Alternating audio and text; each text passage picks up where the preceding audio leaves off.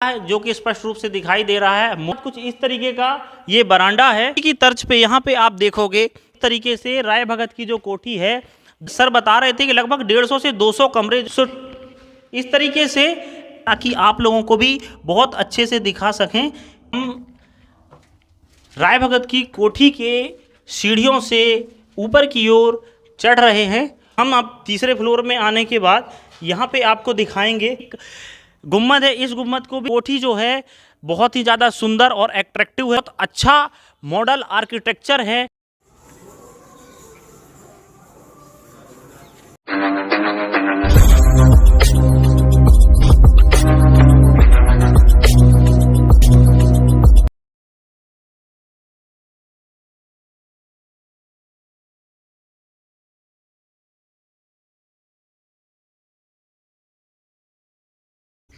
जैसा कि फ्रेंड्स देख सकते हो कि हम आ चुके हैं राय भगत की कोठी के इन फ्रंट में। ये है मेन गेट यहाँ का, और इस मेन गेट से अब हम एंट्री लेंगे।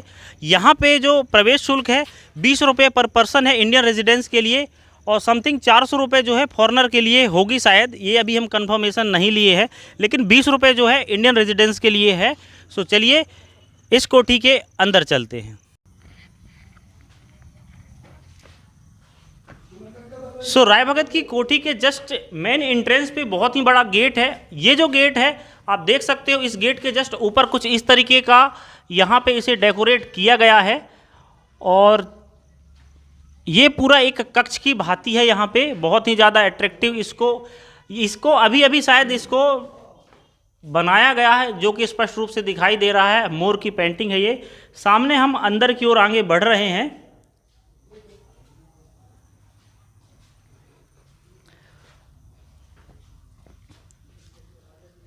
और कुछ इस तरीके से यहाँ पे हमारे घरों में, जैसे कि मेन गेट के बाद जस्ट इधर पे लगा, और ठीक राय भगत की कोठी में जस्ट एंट्रेंस के बाद कुछ इस तरीके का ये बरांडा है, जिसे हम अपने घरों में पर्ची कहते हैं, पर्ची या एक प्रकार से हॉल बोलते हैं।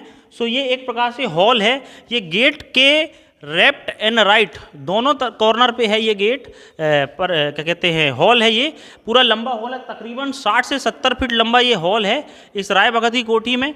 और एक गेट जो है इस हॉल का, वो यहाँ पे देख सकते हो अंदर की ओर आया है। जैसा कि हमने रामनगर के मोती महल में देखा था कि अंदर एक बहुत ही बड़ा विशाल तालाब था, जहाँ पे जो बादशाह है वो स्नान वगैरह किया करते थे।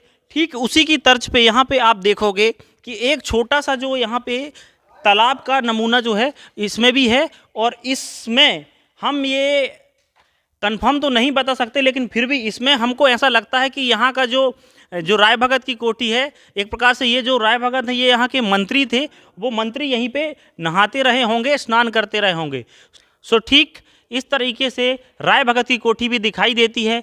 आप यहाँ पे भी देखोगे इस कोठी में भी 4 निगरानी कक्ष जो हैं चारों कोने में दिखाई देते हैं। यह जो राय भगत की कोठी है ये भी एक आयताकार कोठी है, और इस कोठी के भी चारों कोनों में जो है निगरानी कक्ष है।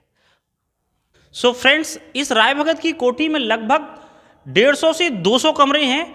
इनका आकलन यहाँ के जो कर्मचारी हैं उनको भी नहीं पता, क्योंकि यहाँ पे बहुत बड़े बड़े हॉल हैं, और हॉल के बाद जो किसी भी कमरे में गेट नहीं, इस वजह से उन लोगों को भी इसका कोई आकलन नहीं कितने कमरा है। लेकिन फिर भी आकलन के हिसाब से सर बता रहे थे कि लगभग 150 से 200 कमरे जो हैं यहाँ पे हैं। और कमरे कुछ सामने की ओर देख रहे हो कि एक कमरे से दूसरा कमरा जो सटा हुआ है, और कुछ इस तरीके से अंदर भी कुछ कमरे जो हैं यहाँ पे आप इस तरीके से देख सकते हो। सामने के हॉल से सटा हुआ एक कमरा है, और इस कमरे में भी 1 से 2 गेट हैं, और इस कमरे के अंदर भी एक और कमरा इसी तरीके से रेगुलर चारों ओर कमरे बने हुए हैं। और हम इस कमरे के साइड से अब यहाँ पे ऊपर की ओर फ्रेंड्स, आप यहाँ पे जो गेट देख रहे हो, इस गेट से अब हम इस राय भगत की कोठी के ऊपर यानी कि छत की ओर जा रहे हैं। अब हम इस गेट को ओपन करते हैं और छत की ओर चलते हैं, ताकि आप लोगों को भी बहुत अच्छे से दिखा सकें कि ऊपर जो है देख सकते हो कि अब हम राय भगत की कोठी के सीढ़ियों से ऊपर की ओर चढ़ रहे हैं। ठीक। और कुछ इस तरीके की सीढ़ियां हैं और इन्हीं सीढ़ियों की मदद से अब हम राय भगत की कोठी की छत पे आ रहे हैं। और छत की सीढ़ी में आने के बाद कुछ इस तरीके की यहाँ पे गुम्बद है, आप देख सकते हो। और इस गुम्बद, ये जो देख रही है इस गुम्बद है, और इस गुम्बद के सामने जो यहाँ पे जो है इस तरीके से एक और सीढ़ियाँ है, एक और सीढ़ी है। और इस सीढ़ी से भी हम ऊपर की ओर आगे बढ़ेंगे और एक और सीढ़ी से अब हम ऊपर की ओर बढ़ रहे हैं। इससे ये पता चलता है कि राय भगत की कोठी जो है 2 मंजिल तो है ही है, लेकिन साथ में एक प्लेस ऐसा भी है या एक कमरा ऐसा भी है जहाँ पे यह कोठी जो है 3 मंजिला है। आप यहाँ से देख सकते हो। जो हम अब तीसरे फ्लोर में आने के बाद यहाँ पे आपको दिखाएंगे कि किस तरीके से ये राय भगत की कोठी जो है दिखाई दे रही है। और आप इस राय भगत की कोठी के ऊपर आप देखोगे, इस तरफ आप अगर देखोगे, सो इधर पे आप जब देखोगे तो आपको दोनों कोने पे यहाँ आपको निगरानी कक्ष दिखाई दे रहा है, जिसमें सैनिक हमेशा तैनात हुआ करते थे। सो कुछ इस तरीके से है राय भगत की कोठी ऊपर से देखने में।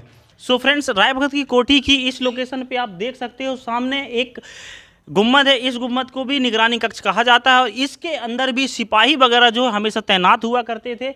इसी तरीके की इस राय भगत की कोठी में टोटल 4 निगरानी कक्ष चारों कोनों पे बने हुए हैं। उन्हीं चारों निगरानी कक्ष में से एक निगरानी कक्ष मैं अभी आपको दिखा दिया हूँ, जहाँ पे सैनिक हमेशा होते थे। अब हम इस महल के दूसरे पार्ट में चलते हैं। राय भगत की कोठी के जस्ट ऊपर वाले फ्लोर पे हम आए हैं और इस ऊपर वाले फ्लोर पे आप देख सकते हो एक कक्ष जो है यहाँ पे इस तरीके से ओपन है और इस तरफ यह जो है निगरानी कक्ष है। और निगरानी कक्ष के यहाँ पे आप देख सकते हो कितना ज़्यादा खुला स्पेस है, कुछ इस तरीके का खुला स्पेस है।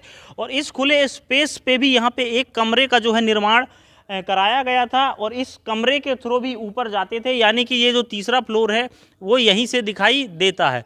कुल मिला के फ्रेंड्स, राय भगत की कोठी जो है बहुत ही ज़्यादा सुंदर और एट्रैक्टिव है मेरे हिसाब से। यहाँ पे स्पेस कम है, लेकिन हाँ, ये भी बहुत अच्छा मॉडल आर्किटेक्चर है। हमारे गोंड साम्राज्य के लोगों को, यानी कि गोंडवाना साम्राज्य की इतिहास को दर्शाने के लिए ये भी अपने आप में एक अनूठा संगम है।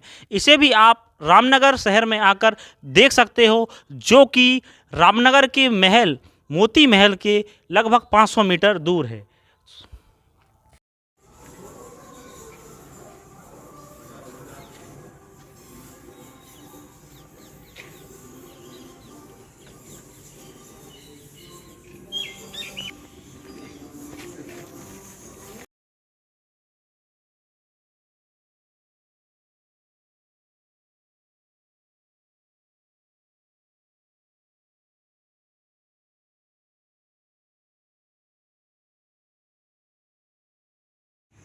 एंड फ्रेंड्स, राय भगत की कोठी के ऊपर से देखने पर इस तरफ आप कुछ इस तरीके का स्पेस देख सकते हो और सामने की ओर आप यदि देखोगे तो कुछ इस तरीके का डेकोरेट किया गया है इस राय भगत की कोठी को।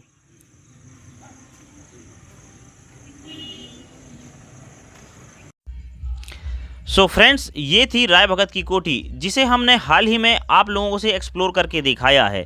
इसी तरह और भी वीडियो देखने के लिए हमारे चैनल को लाइक, शेयर एंड सब्सक्राइब जरूर करें, ताकि इसी तरीके की और भी नॉलेजेबल इन्फॉर्मेशन हम आप लोगों तक पहुंचाते रहें। मिलते हैं हमारे नेक्स्ट वीडियो में, तब तक आप हमारे मंडला टीवी यूट्यूब चैनल को लाइक, शेयर एंड सब्सक्राइब जरूर करें। मिलते हैं नेक्स्ट वीडियो में। जय हिंद।